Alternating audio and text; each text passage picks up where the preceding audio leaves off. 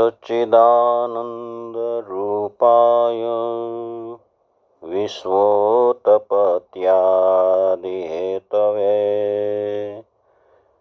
तापत्रयविनाशाय श्रीकृष्णाय वयं नुमः। श्रीमद्भागवत। भीष्म पितामह दादा अपना शरीर का त्याग करके मुक्ति को पाता है।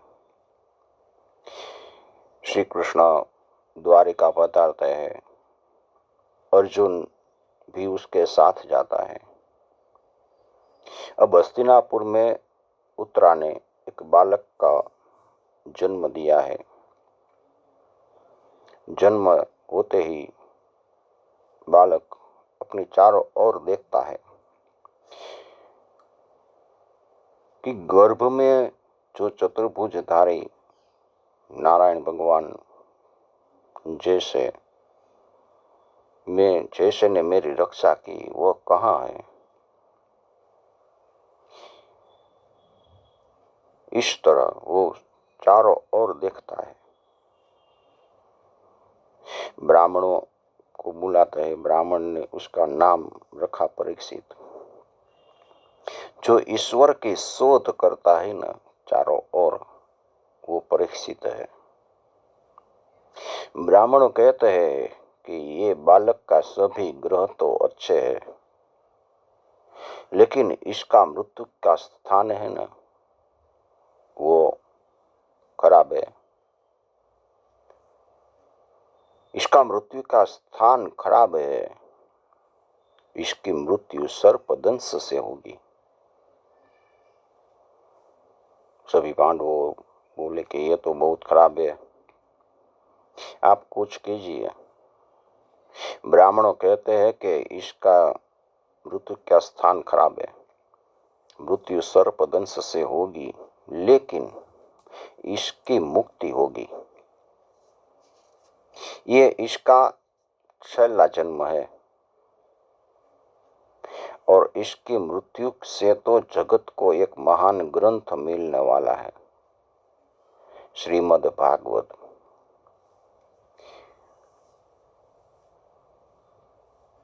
ऐसा ब्राह्मणों ने बताया।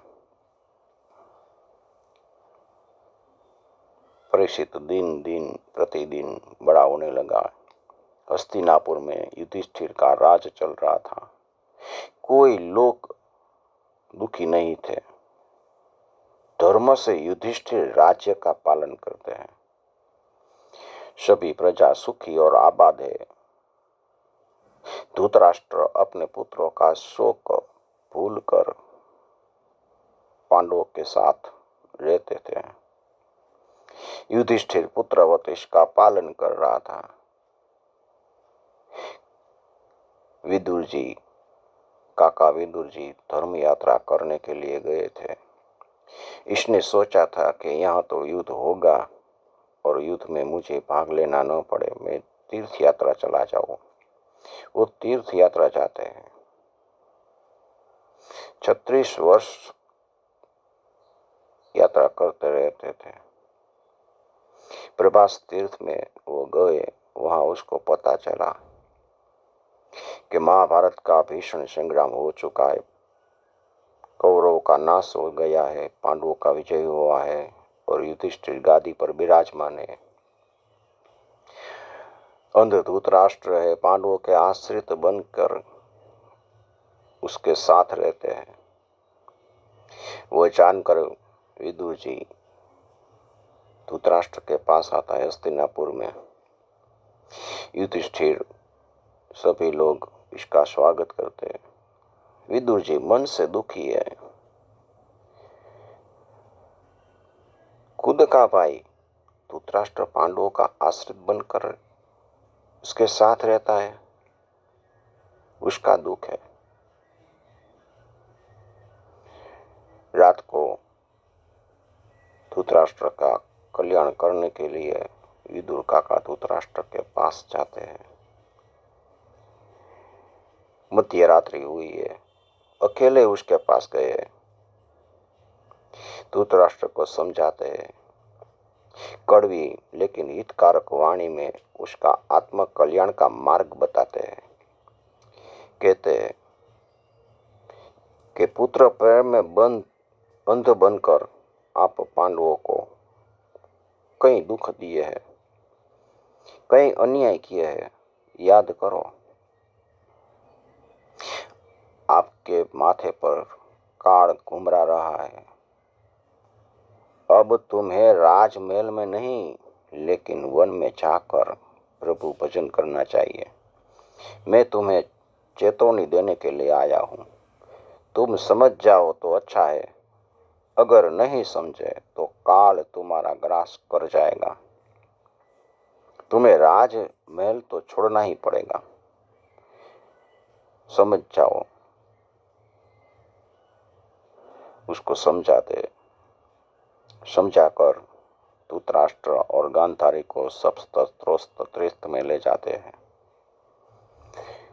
जब सवार हुई, अपने पिता तुल्य काका धृतराष्ट्र को न देखते धर्मराज युधिष्ठिर बहुत व्यथित होते हैं। दुखी धर्मराज बहुत व्यथित है। धर्मराज के पास नारद जी आते हैं। नारद जी समझाते हैं और उसको सावधान करते हैं।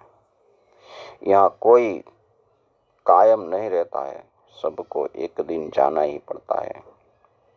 अब धृतराष्ट्र और गांधारी 5वें दिन स्वर्ग की ओर जाने वाले हैं। वन में आग लगेगी, उसमें वो जलने वाले हैं। विदुर जी उसको लेकर गए हैं। चिंता मत करो, 6 मास बाद कलयुग आने वाला है। मैं तुम्हें सावधान करने के लिए आया हूं। कलयुग की शुरुआत होगी, इसलिए अभी से ही प्रभु भजन में तुम चित्त परोकर प्रभु का भजन करो। कलयुग 6 महीने बाद आने वाला है। द्वापर और कलयुग का प्रभाव बताता हुआ एक प्रसंग बन जाता है। द्वापर युग का अंत भाग था और कलयुग आने वाला था। 6 महीने की देरी थी। एक ब्राह्मण अपना मकान है, एक वैश्य एक ब्राह्मण को अपना मकान बेचता है। ब्राह्मण ने मकान लिया और पाया खोदा तो उसमें से अनेक सोना मोर निकलती है। वो सोना मोर लेकर वणिक के घर जाता है और वणिक को कहता है कि मैंने इस मकान को खरीदा है, जमीन तो आपकी है, उसमें से जो निकले वो आपका है, आप रख लीजिए। देखो यहाँ द्वापर चल रहा है। ब्राह्मण वैश्य को वो मकान में से निकली सोना मोर देने जाता है। वैश्य कहता है कि मैंने तो आपको बेच दिया, उसमें से जो निकले वो आपका होगा। ब्राह्मण कहता है ये तो अधर्म से धन प्राप्ति हुई है, वो मैं नहीं रख सकता। दोनों सोना मोर रखने के लिए तैयार नहीं है। और 6 महीने के बाद जब कलयुग का आरंभ हुआ तभी वो वणिक ब्राह्मण के घर जाता है और कहता है कि उसमें से जो सोना मोर निकली है वो मेरी है। ब्राह्मण कहता है मैंने तो खरीदा है, ये मेरी है। दोनों संपत्ति के लिए झगड़ने लगे। कलयुग आया तब। इस तरह कलयुग में अधर्म का प्रभाव बढ़ जाता है, सभी की बुद्धि भ्रष्ट हो जाती है। द्वापर में कोई सोना मोर रखने के लिए तैयार नहीं थे। वो सोना मोर के लिए दोनों झगड़ने लगे। वणिक कहता है कि मैंने तो तुझे घर बेचाता दिया है, इसमें जो संपत्ति निकलती है वो वेची नहीं है। लक्ष्मी के लिए झगड़ा हुआ। युधिष्ठिर को पता चला कि कलयुग का प्रभाव बढ़ने लगा है, कलयुग आ चुका है। द्वापर में जो लोग धर्म निष्ठ थे वो कलयुग में धर्म भ्रष्ट होने लगे। ये है कलयुग का प्रभाव। कली वो तो पाप ताप और कलह का रूप है। धर्मराज को कलयुग का कहीं कहीं कहीं प्रभाव दिखाई देने लगा। कलयुग का आगमन का ईंधन वो देख रहे थे। अमंगल प्रसंगों बन रहे थे। राज्य में अधर्म बढ़ता चला जा रहा है। युधिष्ठिर को ऐसा लगता है। अर्जुन कृष्ण को द्वारका छोड़ने के लिए गए हैं। वो कृष्ण की द्वारिका से वापिस आए उसकी राह देखते हैं। ओम श्री परमात्मने नमः।